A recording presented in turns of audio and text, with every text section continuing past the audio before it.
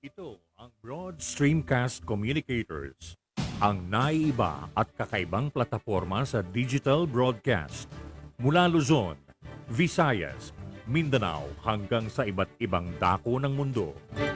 Broad Streamcast Communicators, ang sandigan ng sambayanan mula sa walang labis at walang kulang na pagbabalita, paglilingkod, maglalahad ng mga mapagbuong komentaryo at usaping pambayan para sa kapakanan ng karamihan. Broad Streamcast Communicators, tuwirang maglilingkod ngayon hanggang sa susunod na henerasyon.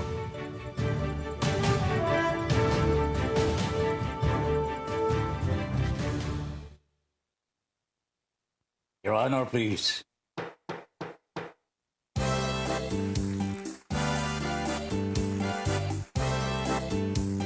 Philippines. Your Honor, please, pakinggan mo reaksyon at komentaryo. Hihimayin ni Ben Paimon ang bawat isyu. Your Honor, please. Mga kurang sa gobyerno, wala siya sinasanto. Mga baho ibibisto kahit sino. Trabaho lang, walang personalan. Ang tamaan, mabubunggulan. Komentaryo'y makatotohanan. Dito lang malalaman.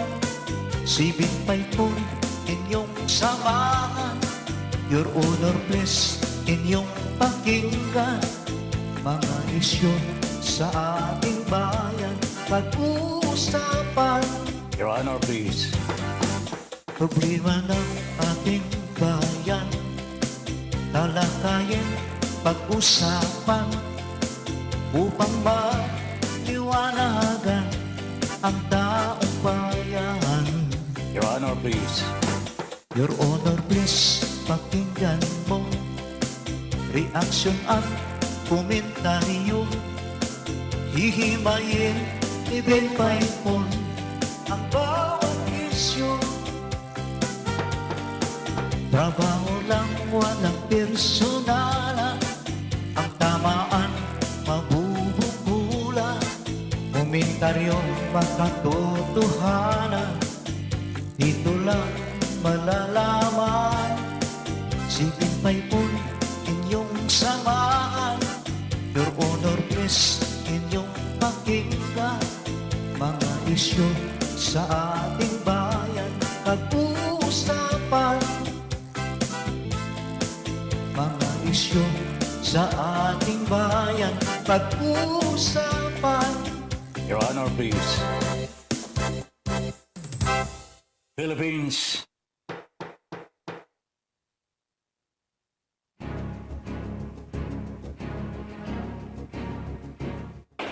Magkaiba man ang ating pananaw, hindi tayo magkaaway kailanman. Sa dulo, makikita rin natin ang tulay na siyang daan tungo sa pagkakasundo, pagkakaisa, at kapayapaan. Your Honor, please. Ben Paipon, the bridge commentator and broadcaster on board. Your Honor, please. In defense of truth, justice, and freedom.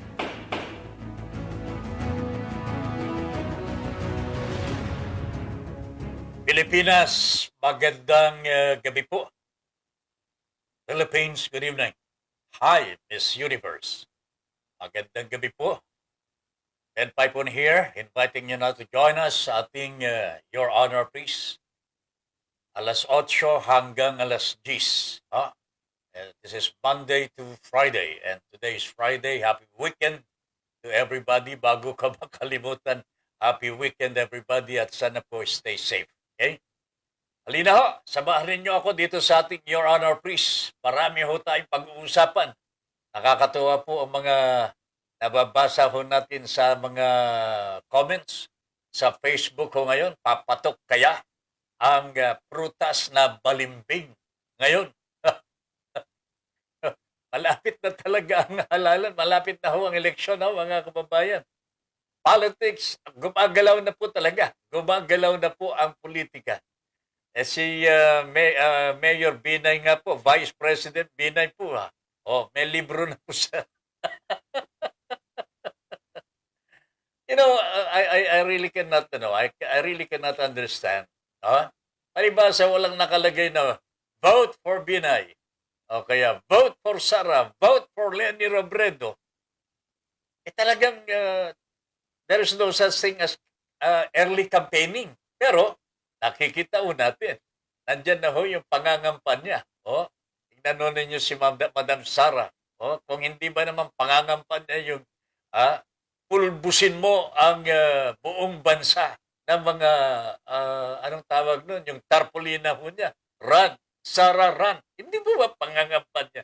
For all intents and purposes, pangangampanya na ho ito. Pero ang COMELEC po is seriously silent sapagkat wala naman pong nakalagay na vote for. Yan lang naman ang polisiya ng COMELEC para sabihin na eto, nangangampanya na si Mr. Ben Paipo, nangangampanya na po si Mr. Melito Rodelio Militante, hanggang doon na lamang po, nangangampanya ho si Charlie Fry. Wala talaga, mga kababayan. Kaya we will never go anywhere. Hindi ho tayo uusad talaga eh. Pero papatok kaya mga balimbing ngayon. Naglilitawan na ho yung mga lumilipat ho ng partido. Hindi na po mapalagay. Naghahanap na po talaga sila ng partido. Hindi kaya huli na. Yung balimbing, maasim-asim na po ito.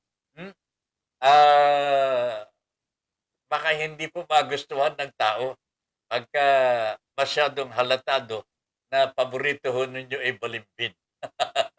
Kanya, magpakatatag na ho kayo kung saan man po kayo nakalagay ho ngayon, magpakatatag na ho kayo at pagandahin ninyo ang inyong samahan. Pero uso na nga ba ang laglagan ho ngayon? Mukhang hindi po nagkakalaglagan sa the same party. Pero meron na rin pong nangyayari. Tingnan nyo sa PDP laban. Talagang laglagan na ho ito. Hindi na po naawa kay Manny Pacquiao na iniwanan muna ang politika dito sa atin para sumabak lang bakbakan sa Amerika. Wala siyang kamalay-malay, nilalaglag na ng kanyang sariling partido sa PDP laban. Ay nako talaga, mabuti na lamang nandyan si Coco Pimentel. Nandyan si Coco Pimentel. Nagtatanggol po sa kanya. Pero itong kabila, na hindi naman po talaga dumaan sa basic training. Katulad nila Kusi and company, ay nako talaga, sobra po ang kanilang kakapalan ng mukha. Talaga naman. Napapansin doon natin, kanya-kanya na ang lakad because some politicians now see the boat sinking. Yung bang lumulubog na yung barko ng Pangulong Duterte. Nakikita na ho nila. They have their own crystal balls. Nakikita na ho nila. Meron din po silang mga Madam Auring sa kanilang mga hanay. Nakikita ho nila, may lumulubog na barko. They can identify. Pero parang ang Pangulong Duterte yan eh. Hindi niya pinangalanan kung sino yung alkalde ng ng lungsod ng Maynila. Nag-iisa lang naman yung alkalde. Alam niyang buhay na ito talaga. Wala pong pinangalanan. Pero alam ng tao, alam po ng lahat ng tao sinong pinatatamaan. Gaya din po ngayon yan sa mga kumakandidato at mga leaders ng mga kumakandidato, kakandidato. Kanya-kanya na po ito. Lipatan ho. Kanya ang tanong kanina ano kaya, papatok kaya ang balimbing sa panahon na ito. Tignan natin mga kababayan kung ano ang mangyayari sa hinaharap. Pero ito ang pinakamatindi sa lahat. Pinalilitaw po ang speech ng Pangulong Duterte kamakailan. Hindi ko lang alam kung kailan ito ginawa. Pero nakasalubong ko na naman po sa Facebook. ang sinabi ng Pangulo Duterte. Matindi ho ito, ha? Hindi ko alam kung nagbibiro. Wala naman pong paggalaw ng kanyang labi na nagpapahiwatig na siya po nagbibiro lang. Oh? Ang nakita ko parang seryosong-seryoso ang Pangulo at ang sabi po niya, sobra na ang populasyon ng Pilipinas. Mantakin ninyo, 110 million na tayo. Gusto ko, mabawasan ito. Oh? Mabawasan po ito ng 20 milyones para ang Pilipino 80 mil na lang. Saan mo dadalhin ni Pangulong Duterte ang 20 milyon na mga Pilipino? Anong gagawin mo, Mr. President? Ganun po ba? Ito na po ba yung mga isasakripisyo dahil po sa drug war, dahil po sa criminality? Wala naman po tayong corruption dito dahil puro mayayaman yung nasa corruption. Itong inilalaglag ho ngayon puro mahihirap po . Ay, naku talaga naman. So ito mga kababayan, nakikita na sa hinaharap, mangyayari ito at nakakatakot ito. 20 milyon Pilipino, babawasan dito sa Pilipinas. Ano kayo dadalhin? Ano kayo gagawin ng Pangulong Rodrigo Duterte dito? Papatayin po ang mga 20 milyon Pilipino para maging 80 mil na lamang po ba tayo? Ay, nako talaga naman. Matindi ito mga. Pero, hindi ko nakita nagbibiro ang Pangulong Duterte dito. Alright, and then Pedralbes is watching now the program from Tuguegarao City. Wala pa pong ayuda ang Tuguegarao pero darating na yan. Ma'am Eden at mga taga Tuguegarao, I know, the President, hindi po kayo pababayaan ng Pangulong Rodrigo Duterte. Josephine Roquero, magandang gabi po. Good evening po, Sir Ben Paipon and Miss Universe and Your Honor, please. Blessed Friday. Keep safe, your family, and take good care of yourself, your health, and God bless. God first. Sabi ni Josephine Roquero. Ang kanyang emoji talaga nagtatalo ng baby. Alright. Ma'am Josephine, magandang gabi po. Mary Merelita Makasukol Onyate. Magandang gabi po, Tito Ben. Ayan, good evening, Mary. Chincha Buste. Oy, magandang gabi po, Ma'am Chincha. How are you tonight? Kumusta na po kayo? I heard something very beautiful. Pero sa akin na lamang yun. I am very, very glad and very happy. Thank you very much. Maraming salamat po, Ma'am Chincha Buste. Magandang gabi po, sabi po ni Ma'am Chincha. Sandali lang Sir Ben at sa lahat po ng mga viewers. Ayan. Thank you very much, Ma'am Chincha Buste from Kuwait. Andrew Neo. Good evening, Tata Ben. Andrew, magandang gabi po. Hindi ka nagko-comment, Mon Samson, Manila Bulletin partner. How are you tonight? Kape. Kape na. Okay, Mon Samson, Manila Bulletin. Mercy Ong. Good evening po, Kuya Ben. Stay safe po. God bless you po. Mag-iingat po kayo ni Madam Lynn. We will do that. Thank you very much, Ma'am Mercy. Magandang gabi po, Tata Ben, sabi ni Ed Pausa. Ed, magpahinog muna tayo. Huwag muna tayong lalabas ng bahay. Delikado ang kalagayan natin. Hindi lamang po tayo delikado ngayon. Mas delikado ang mga kabataan. Kanya, na-ship yung kursunada ng virus. Dati-rati tayo mga matatandaan, tinatamaan po ng virus. Ngayon nako, lumalabas po sa mga data ng Department of Health. Department of Health po ito. Dumadami po ang mga biktima ng virus na ito, mga kabataan. Kanya, yung mga magulang natin, ayaw pa ninyo magpabakuna. Patatamaan yung mga anak ninyo. I know that meron pang hesitancy. Meron pang yung bang pagpipigil sa ating mga sarili. Pero pakinggan natin ang mga eksperto sa medisina. Ang sinasabi po nila, pagkat tayo po ay nagpabakuna, chances are hindi tayo magkaka-COVID ng mabigat. Okay? At hindi po tayo, hindi tayo tatamaan. Oh? Yung mga tinatamaan po ngayon, karamihan po sa kanila, ito po yung unvaccinated. Wala pa po silang bakuna. And you know what? Hindi po nila alam na meron silang COVID. They will never know. Ayaw nilang magpabakuna. Oh? Ayaw nilang magpa-test. Natural. May sarili silang mundo eh. May sarili silang mundo, mga kababayan eh. So what happens? When they go home, hindi nila alam na meron silang virus na nadala-dala. Cluster na ho eh. Ang nangyayari, pamilya na ho ang nadadala sa mga hospital. And you know what? Metro Manila-wide, nationwide, halos puno na po ang mga hospital, pati mga morgue, pati mga kampusanto, sementeryo ho, mga kababayan. This is the situation in the country today. Hindi na po ito biro. I would like to believe na sana gagawa-gawa lamang ito para gusto lang kumita. Yan naman po ang madalas natin sabihin. Lalong-lalo sinasabi po yan ng mga ayaw magpabakuna. Meron pong mga corruption na nangyari. Meron pong corruption. Tsak po yun. Tingnan ho ninyo yung DOH. Nako, sangkatutak pong corruption ang nariyan. Pero hanggang ngayon, yan ang bine-baby virus ng Pangulong Duterte mga kababayan. Si Mr. Duque. Baby virus ng Pangulong Duterte yan.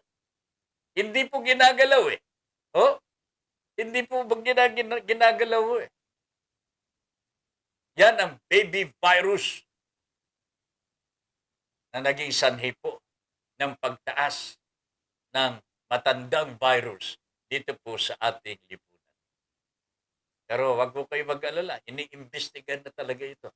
Iniimbestigahan. Lilian Gabriel, a blessed Friday. Tatabin.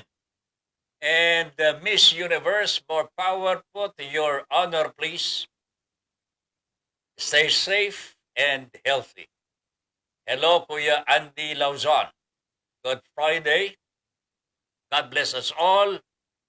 God first. God sharing po. Ayan. Ma'am Lilian, thank you very much.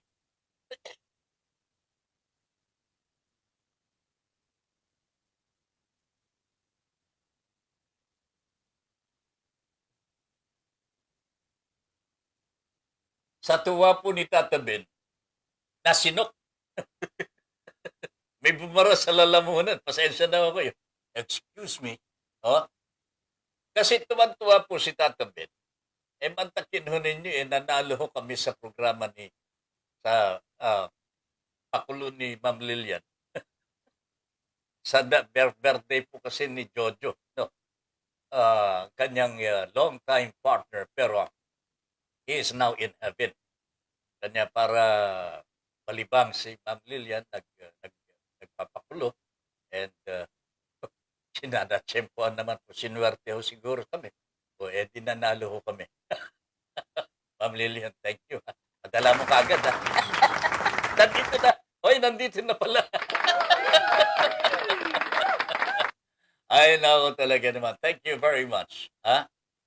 And panoorin po ninyo bukas ang programa ni Ma'am Lilian. Marami po tayong malalaman ng mga kaalaman para sa kabuhayan po natin, kalusugan. Nako, talaga naman po kapakipakinabang ang programa ni Ma'am Lilian. Alas 10 hanggang alas 12 po yan. Kasbu, Kasbu, bukas. Wag na po ninyong kalimutan. Panoorin po natin ang libreng kaalaman ni Ma'am Lilian. Pagkatapos sa Sunday, sa Linggo alas 11 hanggang alauna, katanghalian. Yan po kantanghalian naman. Pagkakanta si Ma'am Lilian. At baka magpakulo na naman po ito. Pagpaagaw po ng GCash. samantalahin po ninyo talagang immediately padadala ho sa inyo. Ipadadala ho sa inyo. Mapapanalunan. Nakakatulong na bilang ayuda ho yan. Ma'am Lilian, thank you very much. Ha? May pan-load na ho kayo niyan. Ngayon, kung hindi naman, kung meron pa kayong load, pwede nang pambili, panglagay po sa tinola, 10 piso. Yung dalawang talagang dahon ng malunggay. Grabe ho talaga ang presyo ng mga bilihin na ito. Kaya tinatawagan ho natin ng pansin ang DTI. Sana ho, DTI and the Department of Agriculture, sana ho, pantayan ninyo itong nangyayari sa atin. It's not because there is COVID, there is pandemic, there is crisis, that we allow prices of prime commodities, especially basic commodities, na ma-overwhelm din po ang taong bayan. Overwhelmed na nga po tayo sa mga ospital. Overwhelmed na po tayo sa mga sementeryo. Overwhelmed na po pa rin po ba tayo sa mga pagkain natin? Di ba, sinusunod na natin ang gusto ng Pangulo. Nababawasan ng 20 million Filipinos ang bansa natin. Gusto ng Pangulo bawasan po ang populasyon natin para kayang-kaya daw. Hoy, Mr. President, kahit bawasan pa ninyo ng 20 million ang populasyon ng Pilipino, kung kayo po ang Pangulo po ng bansang Pilipinas, ganyan din ang mangyayari. Walang mangyayari sa ganitong uri ng pamamahala Lilian Gabriel, thank you very much po. Ayan. Tuwan-tuwa rin po siya, talaga namang all hearts. Mau-an! Matagal nang hindi natin nadidinig si Madam Ao Advencula. Ito po ang prettiest may bahay ni Pare Willie Espiritu, yung guwapito ng BSC. Alas 8 hanggang alas 9:30 ng umaga, Monday to Friday. Okay? Mau-ad, good evening, tatabin, magandang gabi din po. Mercedes Ong, dun po sa mababawas, kasama na siya. Ayos din po si Ma'am Mercy, Kayo sige ka. Madinig ka talaga, sige. Maricar Chanliongco de los Santos. Maricar, how are you? Magandang gabi, Kumusta si Marlon, Okay? Dan sharing po, sabi ni Maricar, God bless po sa ating lahat. God bless, Maricar. Okay? Lilian Gabriel tatabin, tanging ang Panginoong Diyos lamang ang may karapatang bumawi ng buhay ng mga tao. Diyos na po ang bahala sa mga taong may mga masasamang puso. Always remember, God is watching us. Ay, salamat po for the reminder. Totoo yan. God is always watching us. At there are moments when hindi natin inaakala, binubuhat na pala tayo ng Panginoon. Matatandaan po ninyo yung isang awitin. Ako hindi ko na yata hindi ko na yan mapaalaala yung title. Ng awitin niya yun. Nagre-reklamo yung mama sabi po ng Panginoon daw sa kanya, huwag ka mag-alala kung ano man ang mangyayari sa iyo, nasa tabi mo ako. Nasa kagipitan na ho yung mama. Naglalakad po sila sa sun. Nasa sun po sila. Ang nagreklamo ho yung mama, sabi niya, hirap na po ako.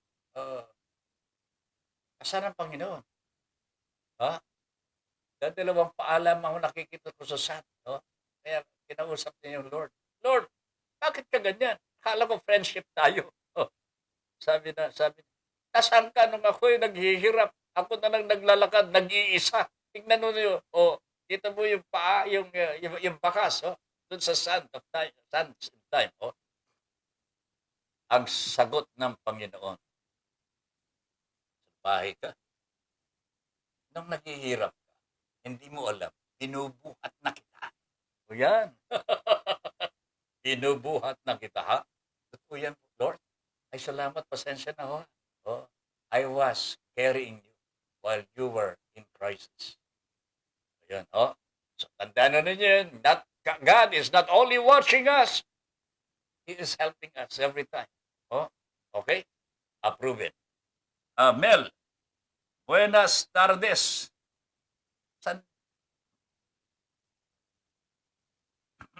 All right. Marilyn Makasukol Anyate, hindi po kami nabakunahan kasi po mataas na po BP ko. Ay, nako talaga naman. Paano? Natatakot ka ba sa bakuna? Natatakot ka ba sa needle, ha? Mary? Oh, medyo pahinga ka lang. And then have the vaccine, ha?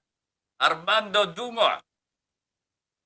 Di naman sapat ang mga bakunang dumarating kabin. Makikita naman sa datos kung ilan ang dumarating na bakuna. Hindi ko maintindihan nito. Paano tayo naka-12 billion na ho fully vaccinated? At the rate the vaccines are coming, sabagay sa buong bansa, sa buong kapuluan na itong pagbabakuna ho. Pero napakadalang po ang dating ng mga bakuna. I wonder if we have paid them already. O nakabayad na tayo. Pero sinasabi ng ating pamahalaan, sobra-sobra na po ang billion na po ang nagagastusin natin sa bakuna. Pero nagtataka ako Bakit wala akong dumarating na bakuna? Puro donasyon. Puro donasyon Ano bang nangyayari mga kababayan? Diyos ko po. Marilyn Makasukol Onyate, tuwing Sabado at Linggo, pinapanood po naming lahat si Ma'am Lilian Itubin. Aba, okay. Very good, ha? Di ako makakomment sa programa ni Tata Ben. Penalty ako sa FB. Mr. Charlie Fry, what have you done? Ito si Charlie ho. Kung hindi man po makakomment ho ngayon, you can follow him tomorrow. Bukas. Sa kanya, nako, wala rin po ito bukas meron ba siya? Pwede ka ba bukas, partner? Abangan na ho ninyo mga kaibigan, si Charlie Fry at si Direct June Urbano. Alas 9 ng gabi hanggang alas 11 po yan. Okay? Charlie Fry and the Frying Pan. Okay? Yan ang programa ni Charlie with June Urbano, the director, Mr. Sholi. Okay? At meron pa silang virtual Sunday ni Camille. Alas 5 ng hapon, ng linggo, hanggang alas 7 naman. Kantahan naman po yan. Ito yung dalawang baka hindi pa po ninyo na, at hindi naman nagmamalaki ang mga ito. Very humble po ang mga ito Pero alam po ba ninyo, si Charlie Fry at si Camille, these are tawag ng tanghalan champions. Undefeated Grabe. Undefeated. Talaga naman. Kanya gusto ba ninyo imbitahin din po natin sila dito sa Your Honor, please. Para pakantahin natin sila dito kaya. Pakantahin natin sila. Pagka wala ng suspension, si Charlie. Alam po nyo, suspendi dito ng Facebook Kasi nagmura ng English. Charlie, kung magmumura ka, Tagalogin mo na, Ilocanuhin mo, hindi ka maintindihan ng Facebook. Nag-English ka. Tatabi lang nag-i-English. Ano yan? Di rin ako makakapag-programa ng Saturday and Sunday.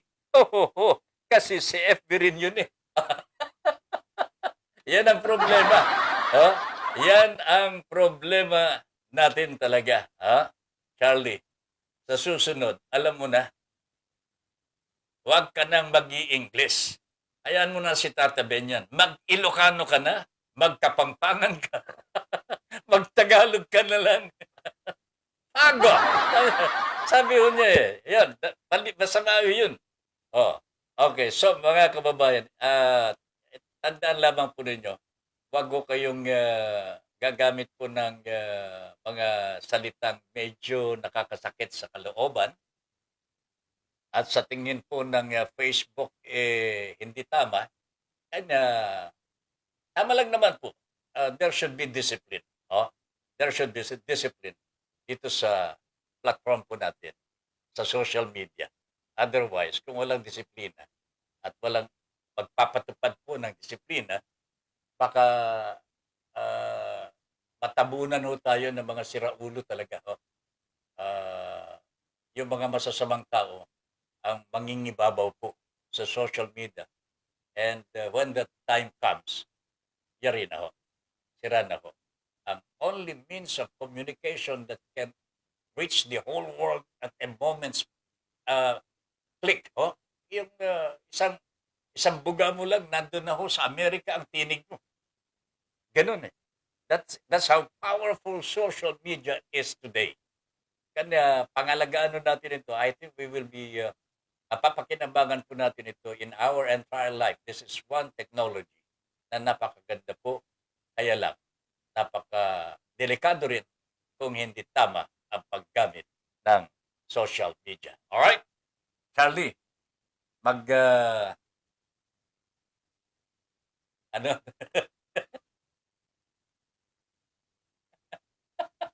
Juding lang ba yun?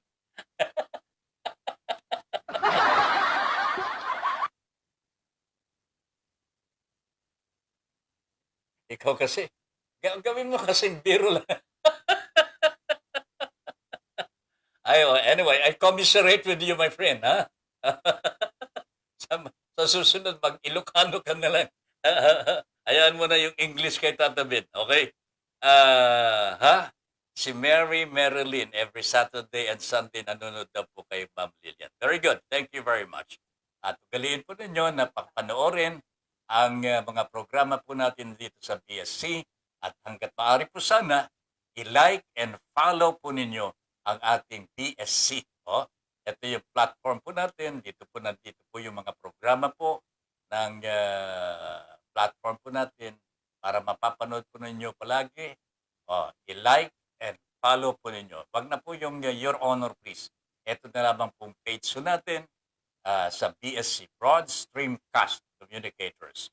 Yan ang puntahan ninyo at i-follow po ninyo. Okay? Armando Dungo, pambihira din naman ang COVID-19 virus na iyan at mapagbalat kayo pala. Iba ang anyo. Sa totoo lamang ho, tingnan ninyo. Alpha, Beta, Delta, what else? Meron pong darating na Lambda. 7 na ho yata ito, mga kababayan. 7 na ho yata itong uri ng variant, no? Na nandito na po sa Pilipinas. 7 na ho yata, hindi ko lang matiyak. Pero nag-mutate kasi. You know, I cannot tell hindi ko maikukwento ng buong-buo. Yung napanood ko kanina, tungkol po dito sa virus na ito, ho. There is a certain doctor from China who exposed already the origin of this virus. Matagal nang iniimbestigahan po ng Amerika, yung mga investigador ng Amerika, kung saan nagmula itong virus. Ang suspicion nila, nagmula po sa Wuhan. Okay? Yan naman po ang sinabi ng China. Nagmula po sa Wuhan, pero naggaling po sa hayop, bat. Yan. Yung bat na nabili po sa Wuhan market. Okay? Yan ang version ng Chinese Communist Government. Okay? Chinese Communist Government. Itong Chinese doctor was based in Hong Kong. Nagsalita po. At sinabi po niya ang alam niyang buong katotohanan tungkol po dito sa virus na ito. Whether you believe it or not, ako po, I have yet to find ways to verify the issue. Pero already naniniwala po ako sa kanya. Sa ngayon, kasi may ranggo ito eh. And he was talking against the Chinese government, against his own government. And it is very dangerous to be talking about, parang nagsasalita ka labang kay Mr. Duterte Kinakalaban mo na si Digong eh. Kinakalaban mo na yung entire government mo eh. Parang yung Hong Kong ngayon, gustong kumalas, gusto nilang demokrasya, gusto nilang kalayaan, inaaway po nila ang mother government po nila. Okay? Yan po ay napakadelikado. At ito po ang ginawa ng Chinese doctor na ito. Ang kanyang pangalan, Dr. Li Meng Yan. Virologist ito. Eksperto sa virus po. Okay? And she has been working in Hong Kong for the past 5 years as an expert po. And como eksperto ito, siyempre, kapanipaniwala ang kanyang sinasabi. So, ang sabi po niya, matagal na hong inaral ito ng mga militar ng Chinese Communist Government. Okay? Paano gumawa ng virus na siyang pagkakawalan po ng China para ang ekonomiya ng mundo at yung mga kumakalaban sa China ay dumapa. Mamatay ang tao at ang China lamang ang maghahari.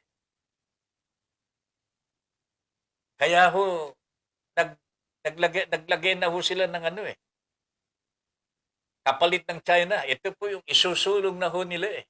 Hindi ayaw na nilang Chinese Communist Government. Ayaw na nila yung People's Liberation Army na ito yung militar ng China, na komunistang China. Ayaw na po nila. Ito na po yung mga grupo ng yung mga rebelde na siguro. Nagre-rebelde na ito eh. For a cause. Okay? Ito ngayon ang kanilang itinatatag bilang kapalit ng Chinese Communist Government. Ang tawag po nila doon ay New Federal State of China. New Federal State of China. Now, I do not know how true ang kanilang mga revelations, but it is a revelation and it is a mind-opening issue dito mga kababayan. Talagang mapapaniwala ko kayo, mapapabili mo kayo pagka napanood ninyo. Lalo na't hindi po masyadong matataas mag-English, pero very clear ang kanyang English. Kung minsan lumulugwak ang kanyang English, pero maiintindihan natin. So I wish you could watch the video and the revelation at the same time. Makikita po ninyo ang intensyon ng komunistang China laban sa mundo na ginagalawan natin. May i-relate po ninyo sa ginagawa ng China dito po sa ating bansa ngayon. At itong COVID na ito, mga kababayan, meron pong gamot ito eh. Alam po ng mga doktor sa buong mundo kung ano ang gamot po. Ano ang gamot ng virus na ito. Pero tila nagkakakutsaba ang mundo with China as their boss. Tingnan ninyo ito China as their boss. Hindi po nila isinasabi, hindi nila ibinibigay. Yun talagang gamot na makakapuksa dito po sa virus na ito. Even in the Philippines, mga kaibigan, meron na po ba tayo nadinig? Na gamot na sinasabi po ng Department of Health para dito sa virus, para makaiwas naman tayo. Hindi ko nga maintindihan kung bakit wala eh. Pero even Trump, sabi nga po ni Dr. Lee Meng-yan, nabanggit ko po nga niya kasi, hindi po ba nagkasakit to si Mr. Trump? Pangulo po ng Amerika nung kasalukuyan po siya presidente pa ho eh. Nagkasakit. Na COVID ho yan eh. Hydroxychloroquine. Yata ho yung gamot ho ni Mr. Trump po eh. Kinalaban ho ng mga eksperto sa medisina ho yan. At sinasabi po na hindi tama, hindi maganda ho yun. Pero Trump was very assertive din. Very assertive po si Trump. Gumaling ako eh.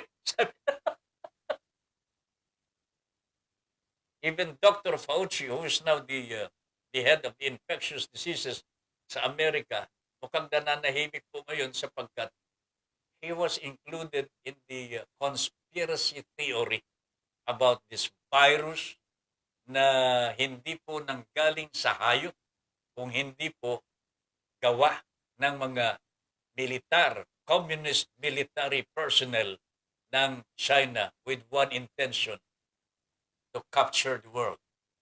Ayan. Yan po ang ultimate goal ng komunistang China. That is why Dr. Lee Meng-yan and his friends are ready. That they are not only Chinese. Marami na po siyang mga kaibigan sa buong mundo na nakakaunawa sa kanilang mga layunin. And hopefully, sana mailigtas ang mundo sa kamay ng mga evil forces na pinangungunahan po ng bansang China. Okay? Sana maligtas po ang bansang Pilipinas sa hukom ng mga komunistang incheck. Okay? Alright? Alright.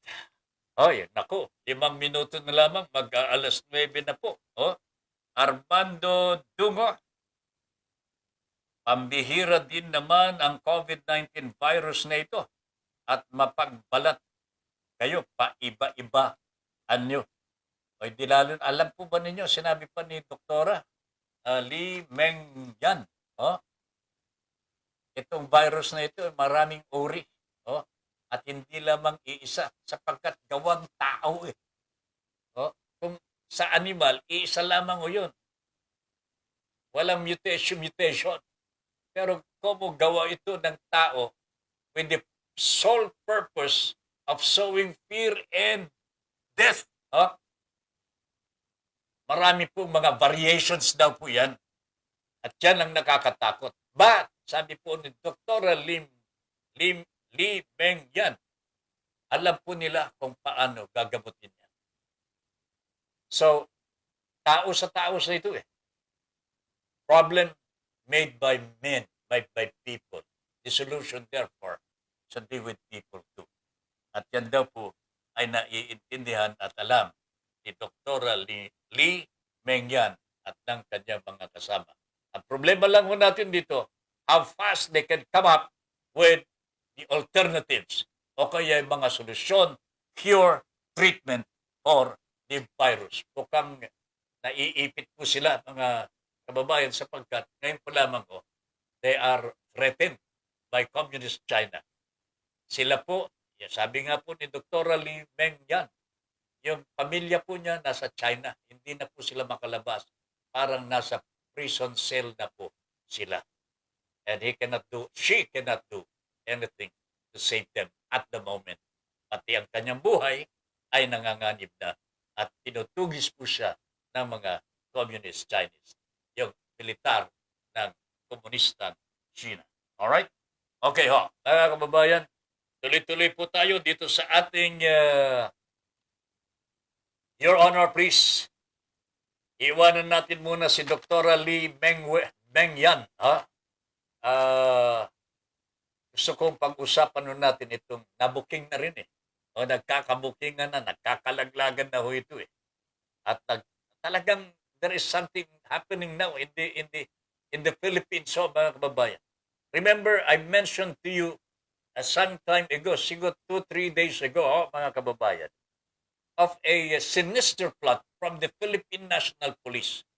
Meron silang sinasabing project po intensified cleanliness policy ng Philippine National Police, which aims to get 30% of every barangay, yung mga individual data personal data ng mga kabarangay. Within a barangay, 30% of the individuals there, kukuhanin po nila yung mga personal data like pangalan, mobile number, saan nakatira, and so on and so forth. For what purpose? Paglilinisin? Intensified cleanliness policy Paglilinisin sa kalsada. Far from that ang pakay po ng intensified cleanliness policy ng Philippine National Police. And this is may budget po ito May budget po sa National Task Force LCAC. Ito po yung End Local Communist Conflict. Okay? Hindi po yata yun ang talagang translation, pero itiretso na lamang ko ninyo. Alam na ninyo ang ibig sabihin ng NTF LCAC. Ito po yung task force na binuo ng Philippine military para tugisin ang mga kalaban, yung mga NPA.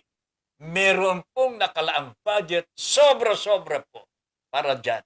And there is even a budget for every barangay na infested with NPAs, 20 million pesos per barangay.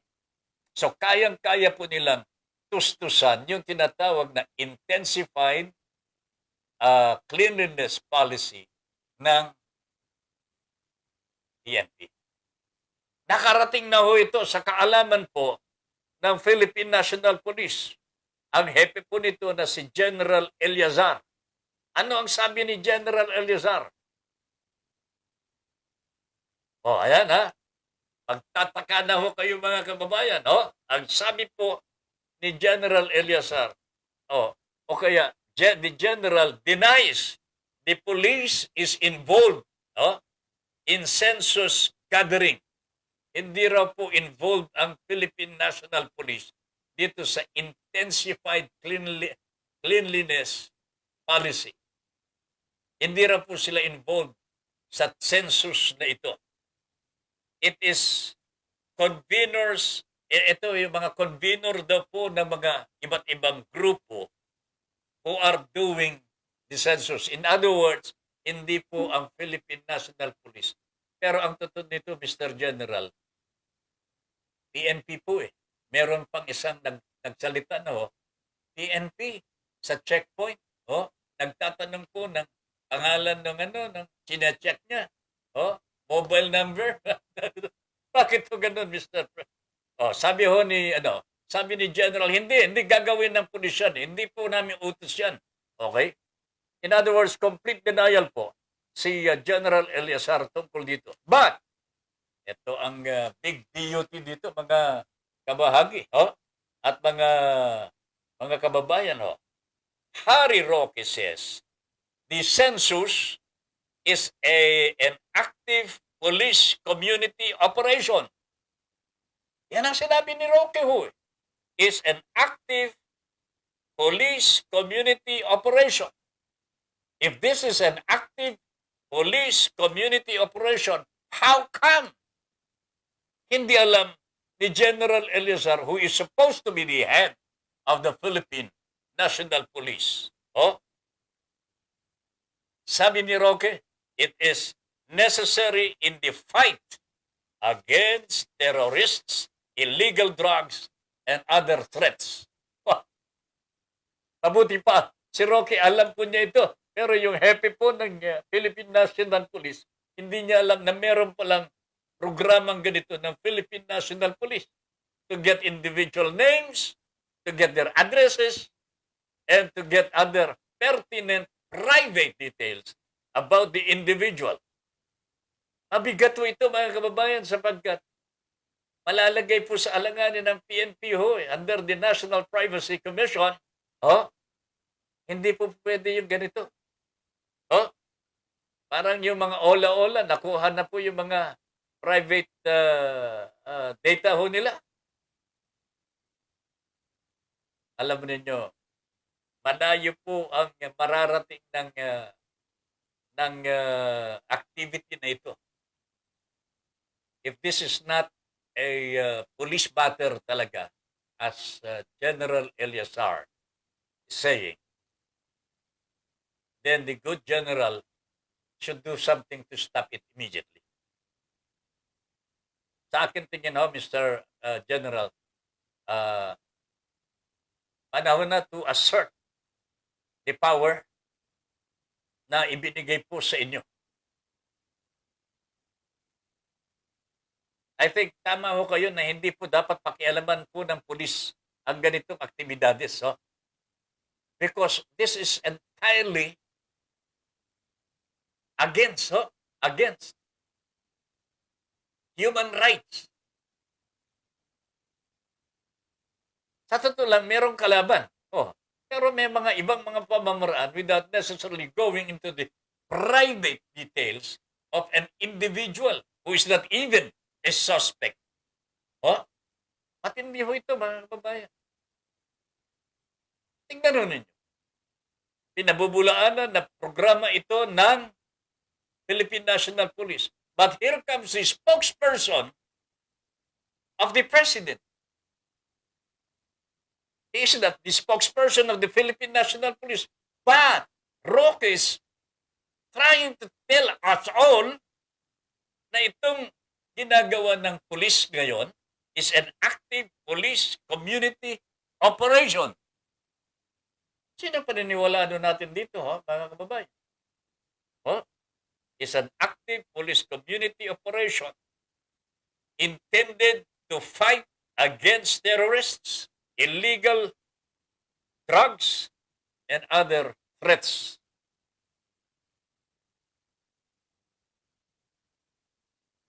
Kanino kaya ito? Kaninong project kaya ito, mga kababayan? Kung hindi po sa police, then whose project is this? At ano ang pakay ho nito? Considering that we have a national election coming. Diba? Obviously po, mga kababayan,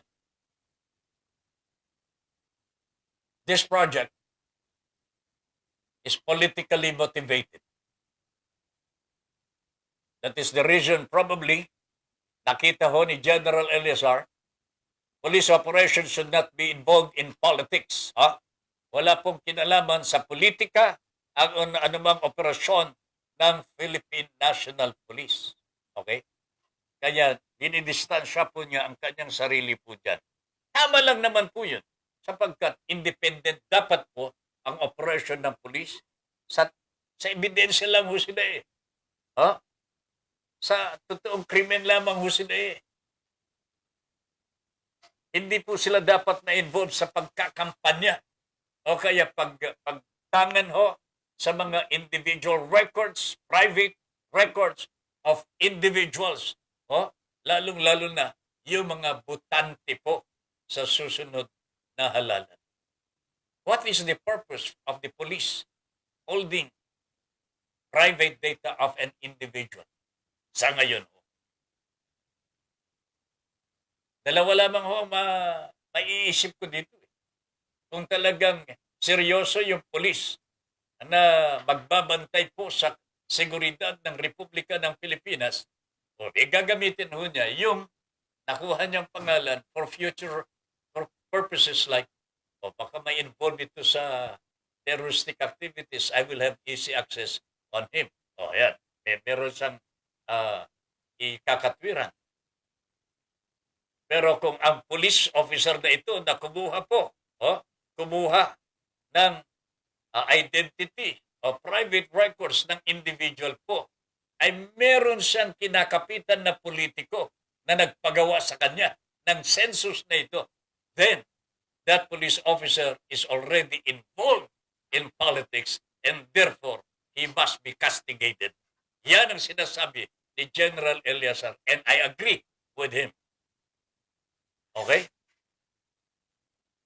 Yung una, Roque yan. Ito, yung pangalawa, yan po ang tunay na trabaho na ng pulis na dapat igalang na po natin. So mga kababayan, nakikita ho na inyo, mali ito sa talaga ginagawa po ng kapulisan. They are using public money. Pera ho ng taong bayan ang ginagamit ho nila dito para sa political purposes. Obvious po eh. Obvious po yung intention ho ng intensified cleanliness policy of the Philippine National Police. Oh. It is politically motivated, and because it is politically motivated, papunta ho sa Pangulong Duterte ho. Ang programang ito, they are in power ho eh. They are providing the logistics for this eh. Sinong makikinabang kung hindi po yung nakaupo with the power and who needs to win again in the election? So kita-kita ho, obvious po dito. Kanya, yung iba po eh, natataranta na ho, nagbabalimbingan na ho. Yung nakakakita ng tunay na mga pangyayari, may napag-abuso na ho sa panahon nito. Medyo hindi maganda ho ang kanilang evaluation. Ito, lumalaktaw na po. Oh. But, sana ho, patuldukan po itong activity na ito ng Philippine National Police. I think this Philippine Senate is already very much aware of this, and there is going to be another budget hearing na isasagawa po ng Senado for 2022. Ito po'y kasama na po yung election ho dito. Kitang-kita na ho ito na bubusisihin po ng Senado ang bagay na ito. And hopefully, makita na nila ang tunay na pakay at tanggalan po ng logistical support ang naturang programa. Because obviously po, as I've said, it is politically motivated. At kitang-kita po ninyo kung sino po ang nagpapakanan nito. Because right now, even now, nakikita po natin, ang nagtatanggol po sa project na ito ay hindi naman po si General Eleazar. In fact, he is denying the existence of this project.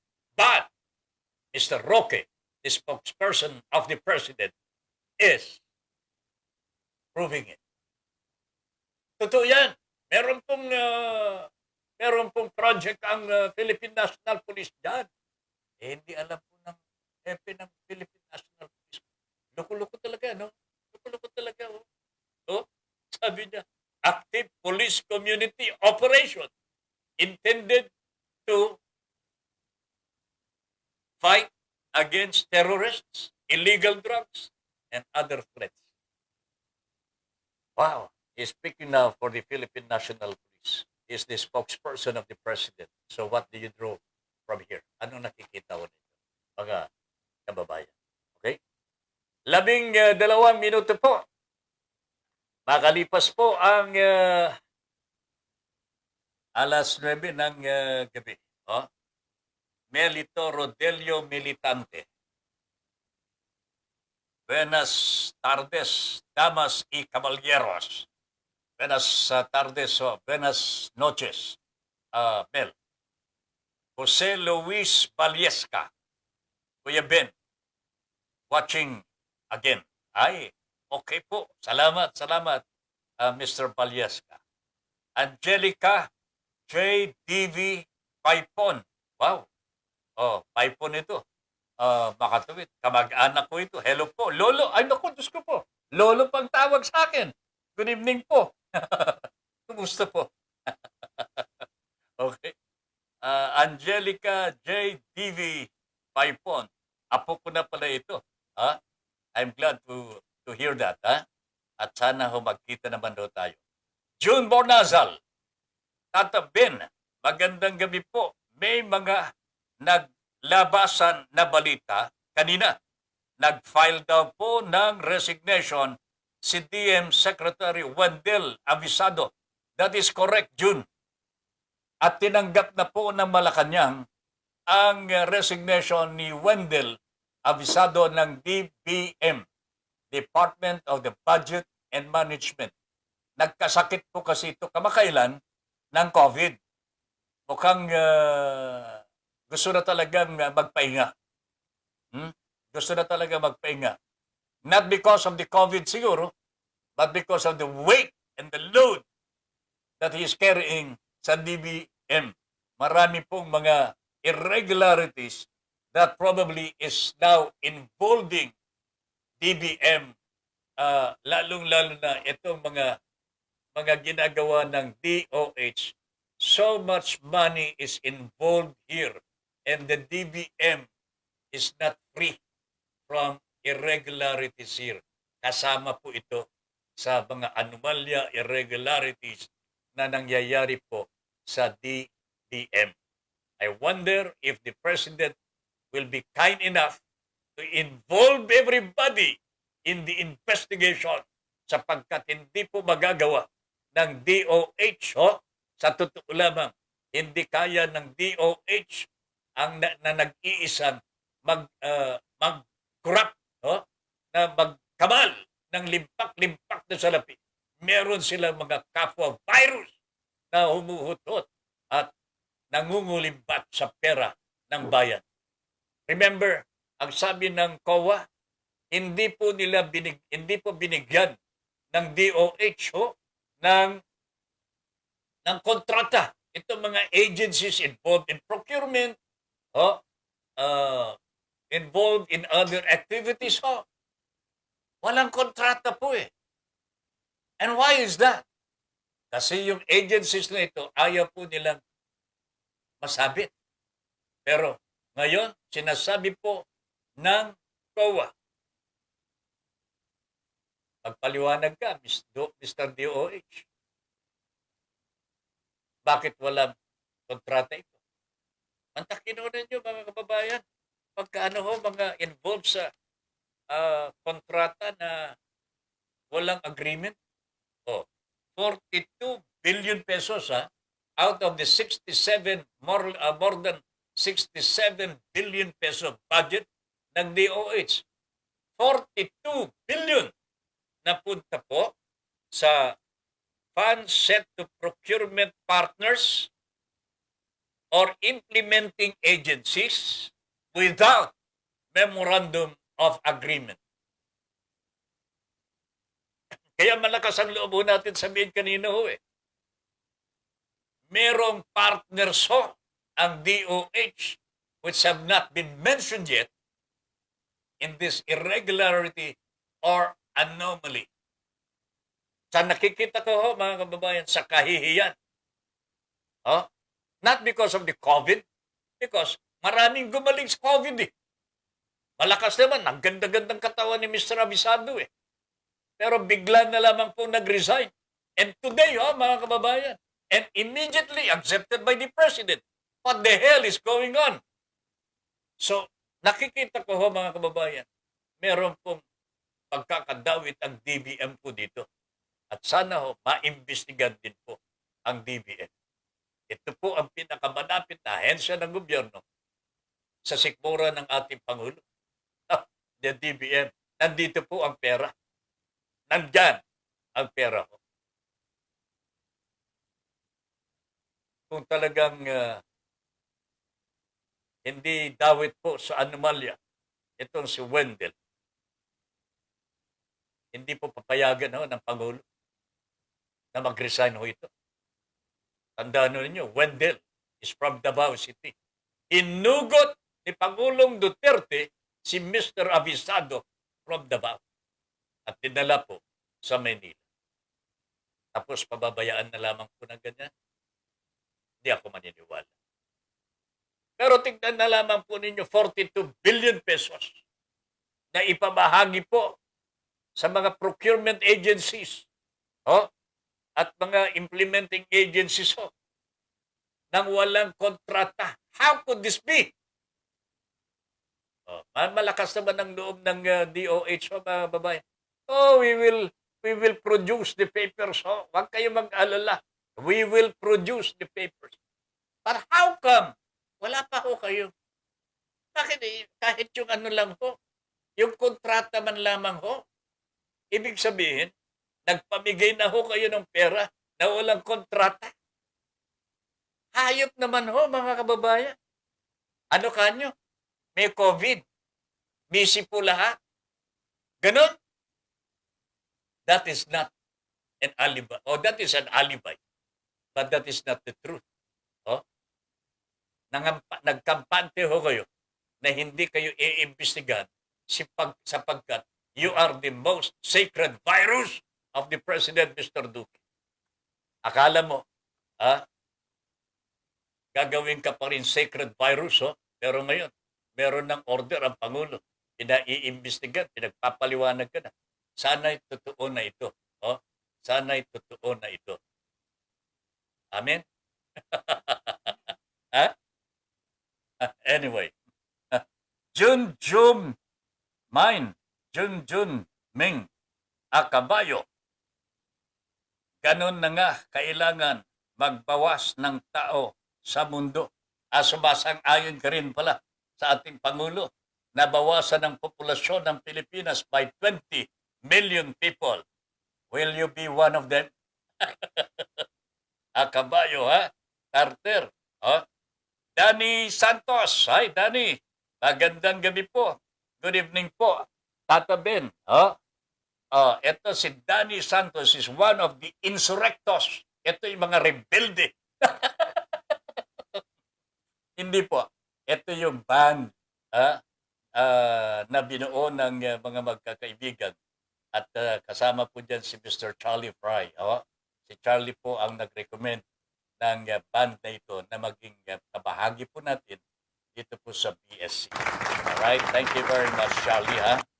Okay, their program is at 3 to 5 in the afternoon. Bukas ito, no? Sunday. Sa Sunday, mapapakinggan po natin ang kanilang banda na magpe-perform dito sa BSC. Sunday, alas 3 hanggang alas 5 ng hapon. Danny Santos, good evening. Narisa Henova Naring, gandang gabi po, Uncle. Okay, saglit lamang daw ho. Magbre-break lang po tayo sandali. May gagawin lang ho, medyo may pupugak-pugak ha. Sandali lang.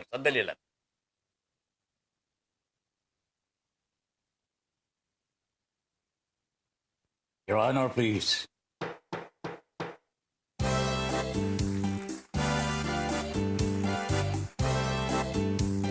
Philippines. Your Honor, please, pakinggan mo reaksyon at komentaryo. Hihimayin ni Ben Paimon ang bawat isyu. Your Honor, please. Mga kurang sa gobyerno, wala siya sinasanto. Mga baho ibibisto, kahit sino. Trabaho lang, walang personalan. Ang tamaan, mabubugulan. Komentaryo'y makatotohanan. Dito lang malalaman. Si Bitpay po, inyong samahan. Your Honor, please, inyong pakinggan. Mga isyu sa ating bayan, pag-uusapan. Your Honor, please. Problema ng ating bayan, talakayin, pag-usapan, upang maliwanagan ang taong bayan. Your Honor, please. Your Honor, please, pakinggan mo reaksyon at komentaryo. Hihimayin ni Ben Paimon ang bawat isyu. Trabaho lang, walang personalan. Ang tamaan, mabubugulan. Komentaryo'y makatotohanan. Dito lang malalaman. Si Ben Paimon, inyong samahan. Your Honor, please, inyong pakinggan. Mga isyu sa ating bayan. Pag-uusapan mga isyu sa ating bayan. Pag-uusapan. Your Honor, please. Philippines. Okay. Balik tayo, mga kababayan, no? Unceremoniously po na nag-break tayo para sa isang importanteng bagay na ginawa. Okay. Okay. Danny Santos, good evening ulit. Magandang gabi and welcome to the program. And sana i-welcome mo rin kami sa programa mo sa linggo. At manunood talaga ako sa linggo. Danny Santos Insurrectos Band. Ayan, alas 3 hanggang alas 5 ng hapon. Okay? Ayan, manunood tayo kasama si Mr. Charlie Fry. Alright po, mga kabayan, meron pong pinadalang kalatas ho dito ng ating kasamang si Mr. Charlie Fry. And this is all about politics. Nabasa ko po na at naintindihan ko po ang layunin. And I would like to share it with you. Okay? Not necessarily para kumpinsin kayo na ito na nga. Okay? Ito po yung mga pag-uusap, pagpapalitan po natin ng mga kuro-kuro in the hope that in the end, nakikita po natin yung totoo at mapagtulong-tulungan ho natin kung ano po ang dapat para sa ating bansang Pilipinas. Okay? Approve? I can see, sabi ni Charlie, a Robredo-Pacquiao tandem in 2022. Nakikita po ni Charlie ang Robredo-Pacquiao tandem in 2022. The way it is written, it is Robredo for President, Pacquiao for Vice President. Okay? Doon ako itinataboy ng analyzation ko tatabin. Okay? Pacquiao depends on support that will come from Pantaleon Alvarez in Mindanao and Binay in Luzon. Pero nakay Lacson na yung dalawa. Really? Ganun na po bang nakikita nyo, Charlie? Si Coco na lang natira. Tapos di pa iyon komportable kay Isko. Hindi pa rin ho makapagpapasya. At aminin natin, kokonti ang member ng Pacquiao wing sa PDP laban. Outnumbered sila ng Duterte Cusi faction sa loob ng partido. Kaya yung twice na nag-usap sila VP Leni at Pacquiao is a clear indication na para sa akin, sabi ni Charlie, si Isko ay nanumpa na bilang party president ng Aksyon Demokratiko ni Raul Roco. Si Bico ang vice president ng partido. Ang problema si Trillanes. Willing siya sumuporta sa Leni Isko pero hindi sa Leni Pacquiao. So magulo po ang politika dito sa atin. Akala ko po ang pakay po ng mga nasa oposisyon ay magkaisa. But the way it looks, talagang nahahati. And probably, ito is one of the strategies of any political party that would like to win the election. Okay? Masakit po ito sa mga Pilipino sapagkat ang partido po ang sinusunod ng tao. Whether we like it or not, it is the party that communicates with people. Di ba? Sabi ho nila, hindi, wala kaming partido. Sasabihin po ng taong bayan, hindi, wala kaming partido, wala kaming pakialam kung ano. Hindi ho, malakas po ang pwersa ng anumang partido. This is the organization. Ito po yung organisasyon na magtutulak sa pagkapanalo. ng isang kandidato. Dito sasakay po ang taong bayan kapag ka naniwala po sa adikain, sa mga alituntunin at saka mga pakay ng partido, dito po sumasakay ang taong bayan. Hindi rin po kasi po pwedeng kumandidato ang isang kandidato ng walang partido. Yan ang importante na maalaman nun natin. Kanya, mahalaga po ang partido na magdadala sa kandidato. Sa bagay, itong mga kandidatong lumalabas aside from the party of the president, ito po may mga past records ng mabubuti ho eh. PDP Laban, Action Demokratiko, this is relatively new. At napakabuti po ang tao na who founded the party. Raul Roco po ang naging founder ng Aksyon Demokratiko. Ang PDP Laban naman po, another statesman and true gentleman, Nene Pimentel. Sinong hindi po nakakakilala sa dalawang ito. So, mga kababayan ko, there is still the possibility that the opposition could be united in the end. Kung talagang gusto natin na magbago po ang sitwasyon sa Pilipinas, there has to be a concerted effort mula sa taong bayan na magkaisa laban dito sa administrasyon. So, hindi ko masasabi kung ano po ang partido na dadalhin natin. I am not in the position, I am not an authority to that as of yet. Katulad po ninyo, naghahanap din po ako ng masisilungan. Okay? Pero ipagdasal ho natin, nagabayan tayo ng ating Panginoong Diyos. Bigyan tayo ng inspirasyon, bigyan tayo ng enlightenment para makita po natin alin po ba dito ang nararapat na tangkilikin ng taong bayan. Naring, ayos ba yan? Gandang gabi, Uncle. Sabi ni Naring Enova.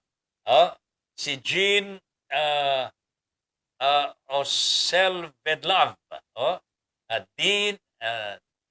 Dean Oselvedlav. Good evening. 20 million if mag-people power, ano kaya mangyari, sir? Nako, kung 20 million mag-people power ho tayo, di taob ang bangka talaga. The boat is sinking and will naturally sink. Unfortunately, this is very hard to happen now. Napakahirap po na mangyari ito. Pero napakadaling sabihin ng Pangulong Duterte ho eh. I want 20 million na mamatay. Literally ho, sinabi ho niya yan. 110 tayo, million Filipinos, minus 20 billion, di 80.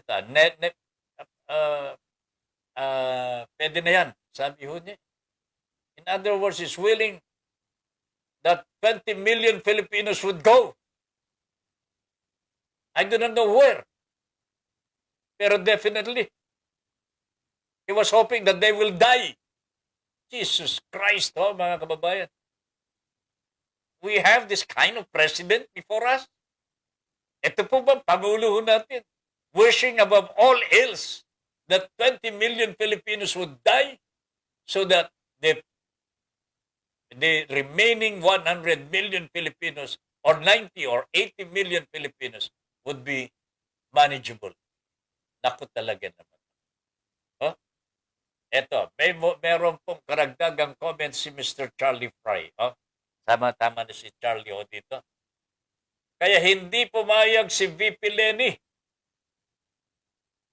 sa offer na formula nila Lacson at Soto dahil ang gusto nila, tatakbo muna silang lahat tapos pag malapit na ang botohan, aatras yung iba at susuportahan yung pinakamalakas sa survey. Natural, di papayag si VP Leni sa ganoon. Ayan. medyo ano ito eh, ah, parang may itinatago talaga na hindi ho nating sinister plot, ika nga. Kung gusto nating matanggal ang mga Duterte sa palasyo, we need to open our minds at huwag padala sa emosyon. Lahat naman ng politiko may mga kamaliang nagawa. Ang mahalaga is magkaisa sa iisang layunin, yung manalo sa 2022. Okay? Agree ako dyan. Oh? Pero hindi yata ako agree dun sa panukala nila Soto at Lacson na sa bandang huli na lamang po, yung nasa kampanya na, malapit ng eleksyon, kung sino po yung pinaka favorable sa taong bayan, yun na lamang pong matitira. Oh? I don't think that is wise enough. Ang sa akin ho ngayon pa lamang ho, magkaisa na ho ang taong bayan. Kung Lenny, kung Lacson, kung Isko, kung Pacquiao. This should be settled among the politicians na nakakaintindi po sa kalagayan ng political affairs ng ating bansa.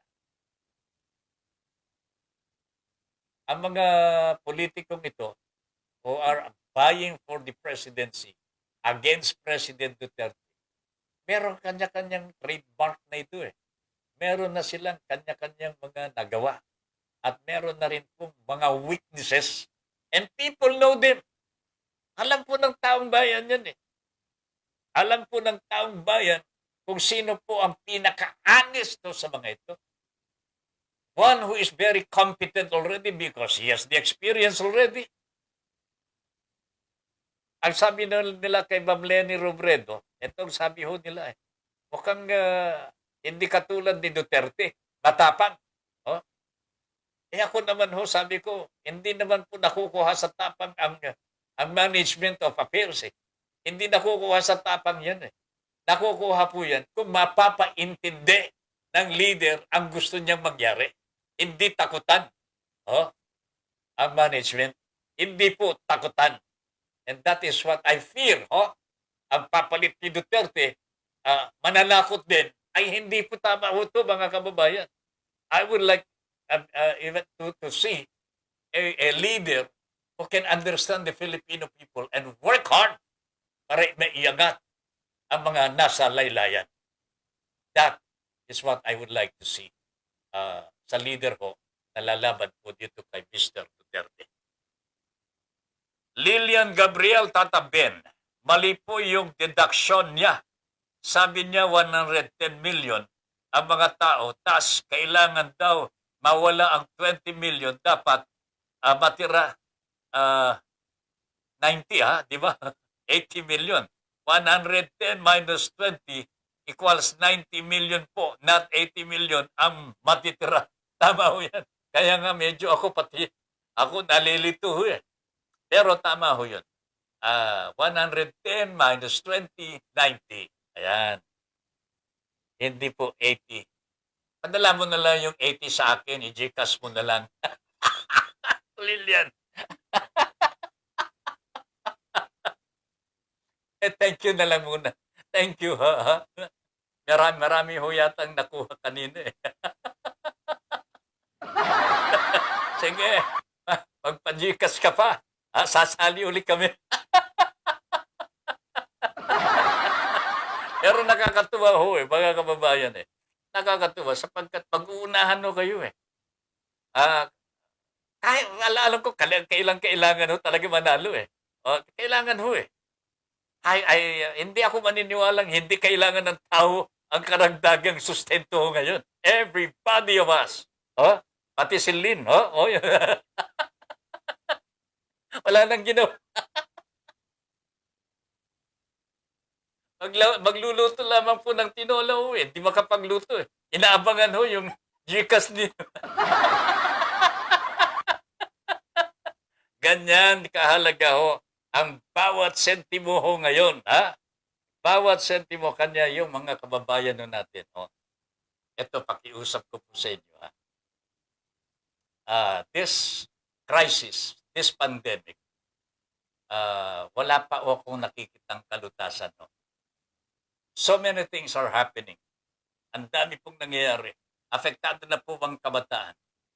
The DOH is saying ang ECQ, tightened restrictions, will be extended. And it could be extended really. Ho. At lalong pahirap po para sa atin ito. Pinipili po ng DTI and Employers Association of the Philippines na buksan po ang ekonomiya. But how can the economy be open po, mga kababayan? When people are getting sick every day. When hospitals are overwhelmed already. Cemeteries ho, napupuno na rin. And this is not only in Metro Manila, this is all over the Philippines. Almost every province now has its own Delta variant. And it is with the young adults, and the senior citizens. Nobody, and just nobody, is exempted anymore. Are we going to lock down? Open the economy? What? Hindi na po pinagdidipatehan dapat ito eh. Ang sa akin ho dito, mga kababayan, solusyonan na po natin itong problemang ito. Pumapayag po ang taong bayan ho eh. Hindi na po nagrereklamo ang taong bayan. Susunod-sunod na ho kami sa mga sa mga protocols ho, health protocols ho, na inintroduce ho ng gobyerno. But how about the government? Anong ginagawa nila para mapuksa ho ito? Hindi lamang po sa pamamagitan po ng lockdown or restricted heightened restrictions. What else can the Department of Health do para hindi na po sumingaw at sumirit ang virus na ito? What have they done sa testing? What have they done to tracing? What have they done sa genome sequencing? Lahat ng mga ito, may budget po na nakalaan. Under Bayanihan 1, Bayanihan 2, limpak na salapi ang ikinarga ng Kongreso sa DOH para matugunan ang problema po natin sa virus. Pero ano po ang pinag-uusapan nyo ngayon? Imbestigahan ang DOH. Hindi po ginastos sa tama ang bilyon-bilyon piso na ipinagkatiwala sa kanila. This is the reason for the surge, mga kababayan. There is no response para pagpigil po sa transmission of the virus. How can you prevent the transmission? You do not even know where the virus is. Sinong tinatamaan? Because there is no testing. There is no tracing. No? Matagal nang pinag-uusapan po ng mga health experts ito, mga kababayan. But what has the Department of Health done? Panginoon ko po.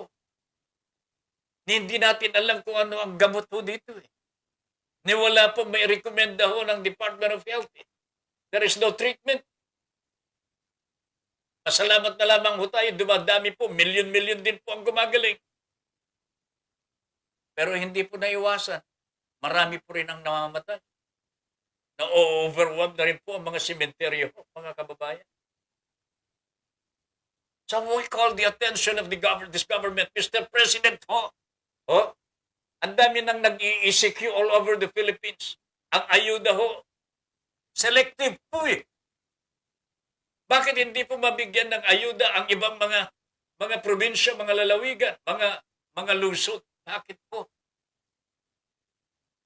Mabuti po ang Laguna, nauna pa na magkaroon po ng ayuda, pero nauna po ang Tugigaraw, Cagayan na mag-ECQ kaysa yung Laguna.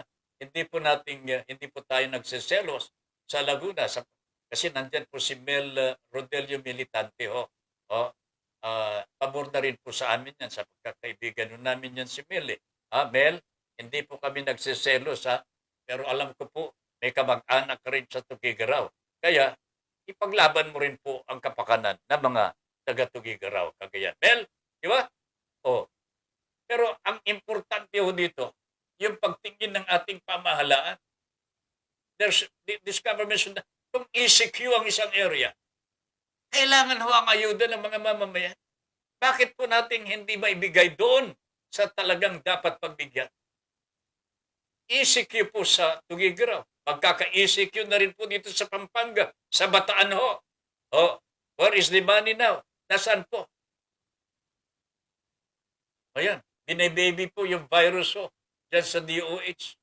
Binababy ng Pangulong Duterte ang virus dyan sa Department of Health. Anak ng pating talaga ho, mga kababayan ho. Jose Clemente, walang maitutulong si Alvarez at si Binay kay Pacquiao. Meron ng botante si Pacquiao with or without help from Alvarez and Binay. Pumapapel lang yang dalawa para kapag nakachamba si Pacquiao, ay may pwesto sila. I think I agree with this, Mr. Clemente. Kaya lang, mabibigo lang sila dahil hindi uubra ang kaka-Ingles at boxing ni Pacquiao kay VP Lenny dahil matalino na ang botante. Ngayon, dahil natuto na ng magkaroon ng experience sa bobong presidente. So this is another another opinion po. Hindi masyadong sumasang-ayon sa pananaw na nakikita po ni Mr. Charlie Fry. Charlie, I think you have to accept other pananaws from the people. Nag-aaral din ho ito maganda ho sa ating mga Pilipino. Busog-busog po tayo sa mga katalinohan natin. Ang problema, hindi natin ginagamit ang ating talino sa tama. Sir Clemente, mabuti nakakapag-isip ka ng ganito. Sa totoo lamang Alvarez, hindi na po masyadong at tinitingala ho sa Mindanao. Ganon din po si Mr. Binay. He's a past, na ito? Nakalipas na ito. Lipas na ho ito mga ito May nakaraan na ho sila At alam po ng taong bayan ho ito Kung ano ang nangyayari na po sa politika sa ngayon. I think we have had experience already from this president. Sa totoo lamang ho, yan nga sinasabi po ni Mr. Clemente. Nakikita po niya na nakikita din ho natin. Okay? Ang totoo niyan, among the presidentiables sa ngayon, kung mamimili po tayo, pinakamalapit na po sa puso ng mga mamamayan, I think it's Leni Robredo. Yan. Pero hindi po natin sinasabi na siya na nga. Okay? Maybe you have other ideas o baka may nakikita na hindi po namin nakikita. Pero sa ngayon ho, among the presidentiables, palamang po na ang pinaka-honest dito, competent. Competency is very important here. Competency. Walang yabang, humility. Walang yabang, pero trabaho ng trabaho. At naiintindihan ang buhay ng mga nasa laylayan. Ito po ang pinakamahalaga. Because this is what her husband was doing then. Talagang iniintindi po na DILG Secretary then, yan si Jesse Robredo, ang kalagayan ng mga maralita sa mga kanayunan. And I think with Lenny there, maitutuloy po nito ang nasimulan ng kanyang husband. Competence, honesty, political maturity. What else do we need? Abogado ho siya. Oh? Pero hindi po mayabang. Oh? Iba ho yung mayabang ho. Abogado nga. Pero ang yabang. Kinakalaban ho lahat. Kasi abogado ho siya. Ito si Lenny ho, hindi eh. Hindi mo nakikita yung kanyang na ipinagbabalaki po niya yung kanyang edukasyon. Di ba? Okay. Anyway, Lilian Gabriel. Oh? Sabi ni Lilian. George Gregorio Clemente. Nawawala sa picture si Bongbong. Atat na atat pa naman din dahil hindi niya makukolekta ang hidden wealth kapag hindi siya naging Pangulo. O nga naman, Mr. Clemente? Ngayon, ay alam na niya na kalokohan lang ang Solid North na inimbento lang ng tatay niya. Tulad ng mga inimbentong war medals at inimbentong galing na ipinakita daw sa defense sa nalundasan murder case na sa katunayan iniregalo ni Laurel kaya siya na absuelto. So, ito ho ang taong nakakaalam ng kasaysayan ho. There was a Solid North before with the President, Mr. Marcos. Solid North. Dahil siya po ang nasa kapangyarihan po eh. Siya po ang nasa kapangyarihan. He had all the powers din. Solid North. But can you talk about the Solid North today? Wala na hong Solid North. Ang masasabi po natin ngayon, natauhan na po ang taong bayan dito sa Hilaga North. Okay?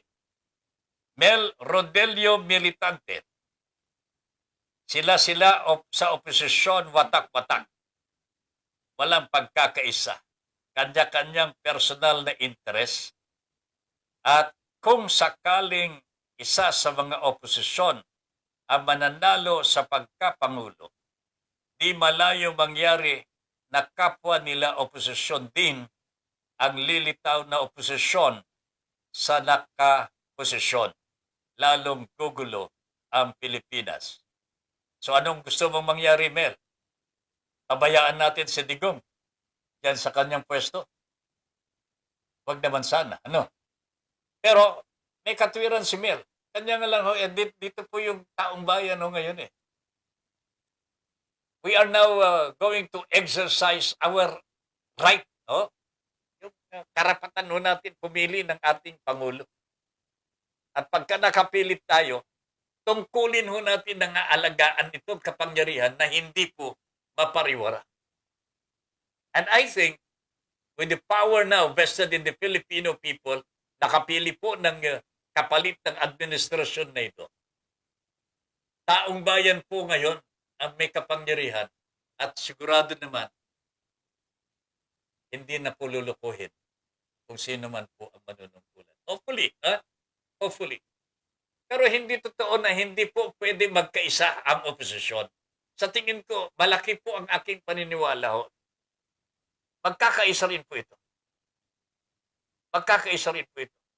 Sana naman, ipagdasalo natin. Kasi kung pababayaan natin na magkawatak-watak ang oposisyon, mantakin ninyo. Mananatili si Mr. Duterte Pangulo ng Pilipinas. Nako, Panginoon ko po. Ano kayang mangyayari sa atin? Probinsya na tayo ng China. Wag naman. Wag na tayong makigulo pa para siraan po ang oposisyon. Makiisa na tayo. Let us try to be positive here. Kasi nakakaawa na ang bansa natin. ultimong ayuda, hindi pa po papamimigay eh. PhilHealth po, 15 billion pesos. Oh. 15 billion ang nawawala. Walang investigasyon. Ngayon, 67 billion pesos sa Department of Health. Oh, wala pa rin investigasyon. Ayaw po mag-imbestiga ang ombudsman. Maghihintay daw po ang ombudsman. Saan ka pa nakakita ng investigating body na naghihintay po ng ebidensya? Hayop talaga ho, mga kababayan. Mr. Sammy Martires, nasaan yung initiative po ng ombudsman? Oh, ito yung investigative body for graft and corruption in the government. Pero maghihintay ka ng ebidensya. Maghihintay ka ng sasabihin ng iba. Ano ka? Sinuswerte? Mag-resign ka na. Wala kang silbi as ombudsman. Pagka ganyan ho ang ugali. Walang mapapala ho eh. Unfortunately, this is what is happening. Nakakaya mo to yung ganito mga pangyayari.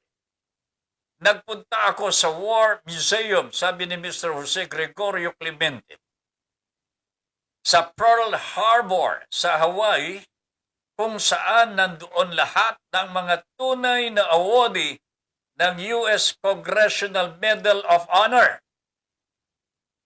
Nakarating ka na ba doon, ha? Mr. Clemente? Oh? Oh? Wala naman doon ang pangalan ni Marcos, Awan Manong. Totoo? Totoo? Nilibot ko. Awan. Latak. Wala kahit halongkatin ninyo. Pero pinangalanda ka ni Mr. Marcos Uno. Ha? War medals po niya, sangkatutak.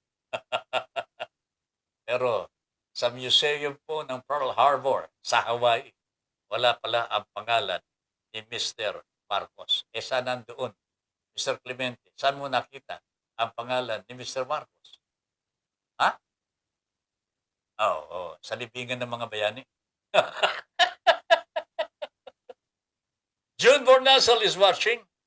Jomar Maymar, good evening po, Sir Ben. Na-late po ako. Panood.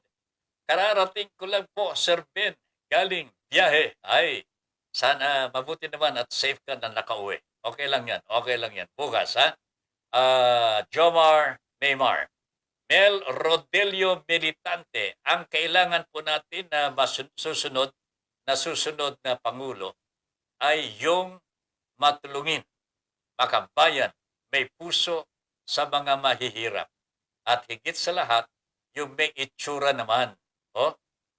Ika nga, pogi. Yan ay walang iba kundi si BBM, Bonbon Militante.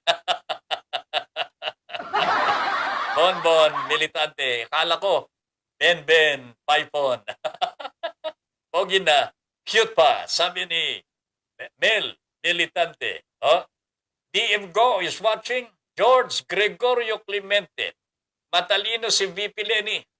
Sa mga interview, ay magaling sumagot si VP Lenny kahit sa biglang tanungan o ambush interview. Laging nasa tamang rason at malumanay magsalita. Madaling makita ang kalinisan ng kanyang puso. Ayaw eh. Sige nga. Seymour. Yan. Okay, yan. Kanyang hangarin. Nakita ang kalinisan ng kanyang hangarin. Malaking pagbabago ang nakikita ko sa 2022. Si Lenny ang kailangan pag-asa, kaisa-isang pag-asa ng Pilipinas. Mabuhay si Lenny. Mabuhay ang Pilipinas.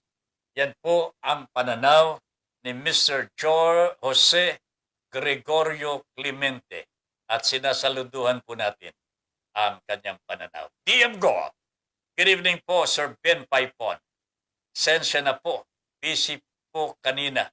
Kita nyo na video? Yes, sir. Nakita ko na ang video. 20 million. Mali pa ang mathematics ni Presidente, 110 ang populasyon ng Pilipinas, 20 milyones ang kanyang tatanggalin. Sabi niya, 80 daw po ang matitira. Inorek po ni Ma'am Lilian yan. Hindi po 80, 90 milyones. Alright, Mel, Sir Charlie, ganyan din ang experience namin ng mga tropa. Kadalasan pag may binabatikos inire-reports ka sa FB. Kaya na-block ng FB. Ganun po ba kalakas nito, mga loko-lokong ito sa FB?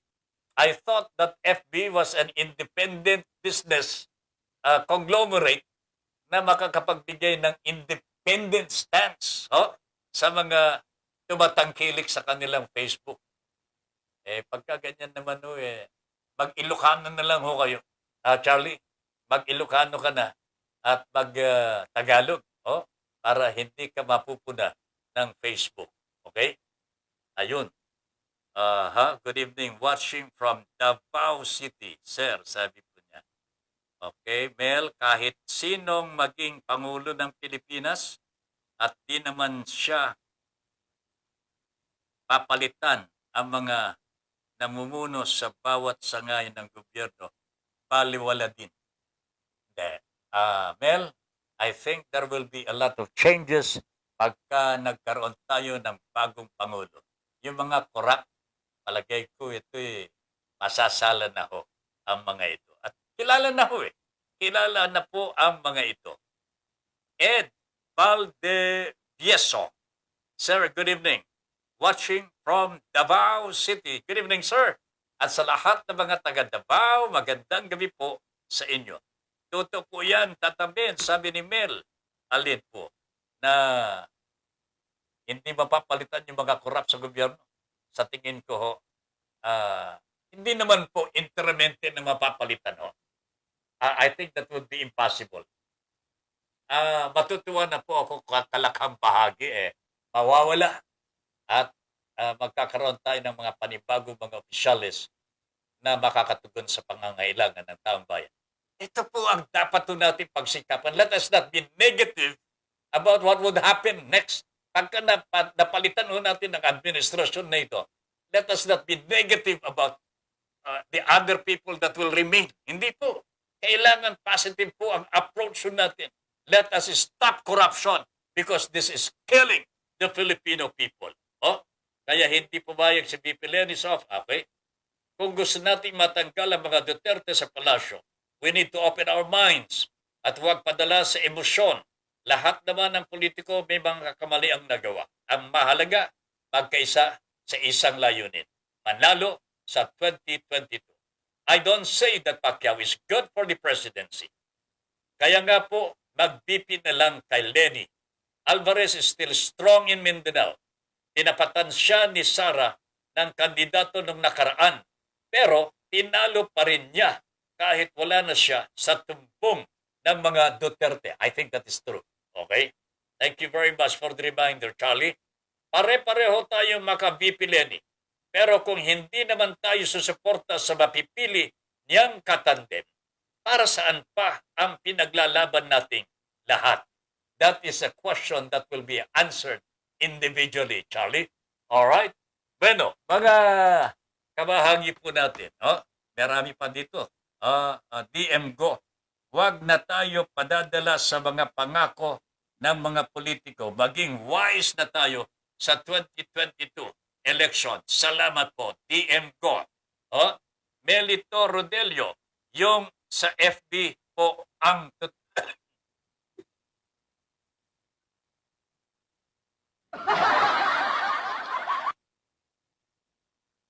matatapos na lamang po ang programa ho natin. Nasinuktaw ako DM Go, sana po, tulad ni Magsaysay, ang presidente ang piliin ho.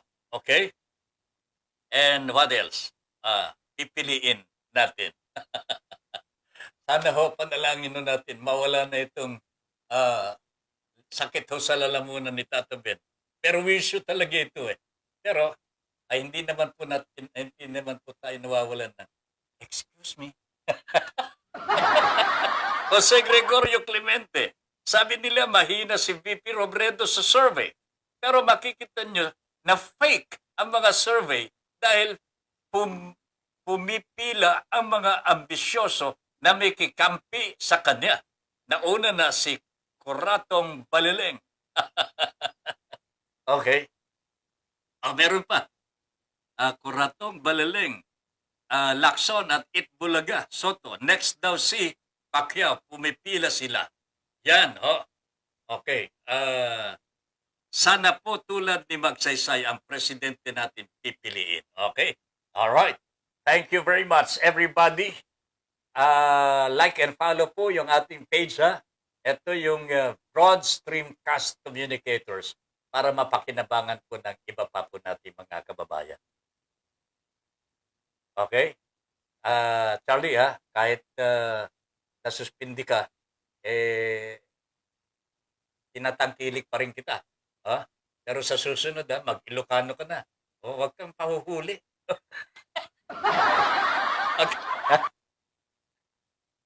Sa messenger mo. Nagpapalusot ka pa. Pero nakakalusot naman eh. Okay lang yan. Pero nakakalungkot naman kung hindi makapag-programa si Charlie itong susunod. I wonder kung ano ang gagawin po ni Charlie. At sigurado ho, merong gagawin yan. Hindi po pwedeng hindi nyo siya marinig sa Sabado at saka sa Linggo. Nandiyan naman si Camille. Okay? Mel, di ko kayo makontak kagabi. Aba, bakit to? Ha? Baka naman kumakain ako ng alimango. Alam niyo pagka after our program, nagpapahinga ako ng kaunti. Medyo sagad po talaga ang pagod natin eh.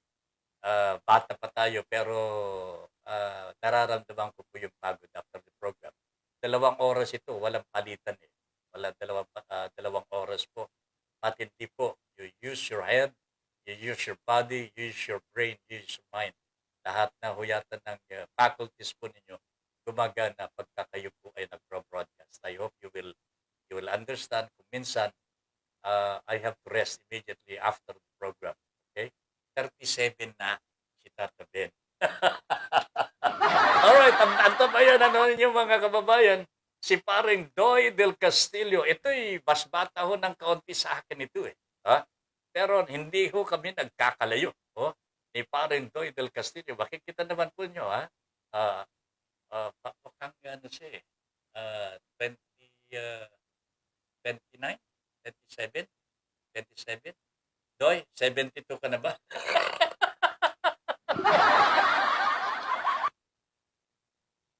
Alright, antabayanan po ninyo ang ating gwapitong susunod na anchor, si Mr. Doy del Castillo at ang kanyang programa ngayon din po sa inyong lahat.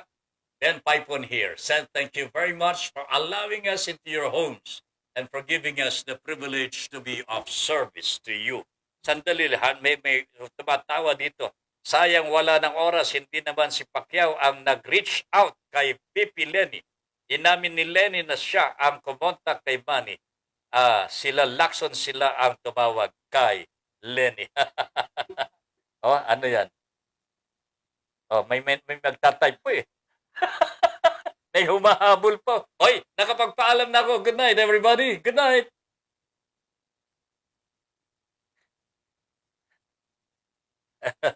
Lenny is reaching out to every opposition, and it only shows how sincere she is to have a united opposition. Okay. Good night, everybody.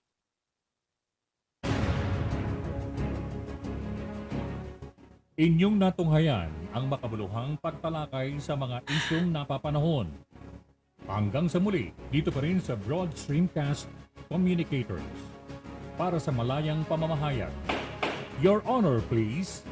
Maraming salamat po.